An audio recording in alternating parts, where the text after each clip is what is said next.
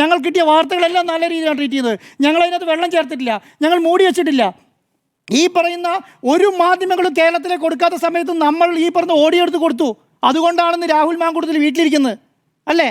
ആ പെൺകുട്ടി ഇന്നും പറഞ്ഞിട്ട് കൊടുക്കാൻ വേണ്ടി ഓഡിയോകളുണ്ട് നമ്മുടെ കയ്യിൽ. ഇത് ഈ കോൺഗ്രസ് നേതാക്കന്മാർക്ക് അറിയാം, വീഡിയോകളുണ്ട് നമ്മുടെ അടുത്ത്. നമ്മൾ കൊടുക്കാത്ത എന്തുകൊണ്ടാണ്?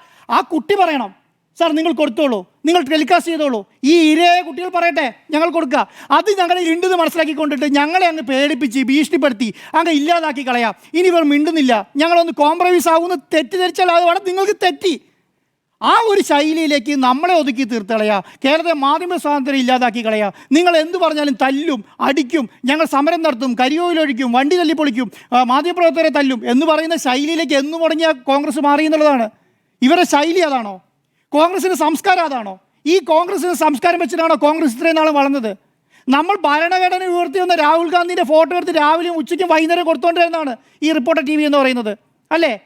എല്ലാ സ്ഥലത്തും ഇപ്പം സമരം ചെയ്യുന്നതിനാ രാഹുൽ ഗാന്ധി ഭരണഘടന ഉയർത്തിപ്പിടിച്ചുകൊണ്ട് സമരം ചെയ്യുന്നതിന് വേണ്ടിയിട്ടാണ്. ആ സമരം ചെയ്യുന്ന രാഹുൽ ഗാന്ധിൻ്റെ കേരളത്തിലെ അണികളും നേതാക്കന്മാരും ഒരു മാധ്യമ സ്ഥാപനം അടിച്ചു പൊളിക്കാൻ പോവുകയാണ് ചെയ്യേണ്ടത്. അതാണോ? ഇന്നിപ്പോൾ അടുത്ത പോസ്റ്റ് നോക്കുക, നാളെ രാവിലെ റിപ്പോർട്ടർ TVയുടെ ആസ്ഥാനത്തേക്ക് സമരം നടത്തുന്നുള്ളത്. നിങ്ങൾ സമരം നടത്തിയത് കൊണ്ടൊന്നും രാഹുൽ ഗാന്ധിൻ്റെ പീഡനം ഇല്ലാതാകാൻ പോകുന്നില്ല, അല്ല രാഹുൽ മാങ്കൂട്ടത്തിൻ്റെ പീഡനം ഇല്ലാതിരിക്കാൻ പോകുന്നില്ല. നിങ്ങൾ സമരം നടത്തിയത് കൊണ്ടൊന്നും ഈ പറഞ്ഞ പ്രശ്നങ്ങളൊന്നും ഇല്ലാതാകാൻ പോകുന്നില്ല. നിങ്ങളാണ് രാഹുൽ മാങ്കൂട്ടത്തിനെ സസ്പെൻഡ് ചെയ്തത്, നിങ്ങളാണ് രാഹുൽ മാങ്കൂട്ടത്തിനെ നടപടി സ്വീകരിച്ചത്, നിങ്ങൾക്കാണിത് മനസ്സിലായത്. നിങ്ങളുടെ വനിതാ നേതാക്കന്മാരാണ് ഇവനെ രാഹുൽ മാങ്കൂട്ടത്തിനെ ഈ പോസ്റ്റിലിരുത്താൻ പറ്റില്ല, ഇവരെ പ്രാഥമിക അംഗത്വത്തിൽ നിന്ന് പുറത്താക്കണമെന്ന് പറയുന്നത് നിങ്ങളുടെ വനിതാ നേതാക്കന്മാരാണ്, റിപ്പോർട്ടർ TV അല്ല. റിപ്പോർട്ടർ TV ചെയ്തത് എന്താ?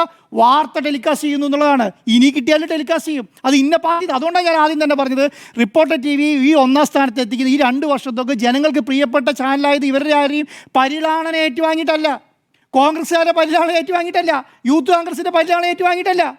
കേരളത്തെ സംബന്ധിച്ചിടത്തോളം കേരളത്തിലെ ഈ റിപ്പോർട്ടർ TVക്ക് ഒരു സ്ഥാനമുണ്ട്. ആ സ്ഥാനം ജനങ്ങളെ പ്രേക്ഷകർ തന്നതാണ്. ആ പ്രേക്ഷകർ തരുന്നതുകൊണ്ടാണെന്നറിയോ? ഇമാതിരി വാർത്തകൾ മൂടി വെക്കില്ല എന്നുള്ള വിശ്വാസം കൊണ്ടാണ്. മനസ്സിലായില്ലേ? അതിന് പകരം റിപ്പോർട്ടർ TVയിലെ മാധ്യമപ്രവർത്തകരെയും പ്രവർത്തകരെയും എഡിറ്റോറിയൽ മെമ്പേഴ്സിനെയും മാനേജ്മെൻറ്റിനെയും അവഹേളിച്ച് പുറത്താക്കുക, അല്ലെങ്കിൽ നിങ്ങൾ മാറ്റി നിർത്തുക, പേടിച്ച് പിന്മാറുമെന്ന് നിങ്ങൾ തിരിച്ചറിഞ്ഞ് നിങ്ങൾക്ക് തെറ്റി. അങ്ങനെ ഒരു മാനേജ്മെൻറ്റും അങ്ങനെ ഒരു എഡിറ്റോറിയൽ ബോർഡും അങ്ങനെ ഒരു മാധ്യമപ്രവർത്തകരും അല്ല റിപ്പോർട്ടർ TVയിലുള്ളത്.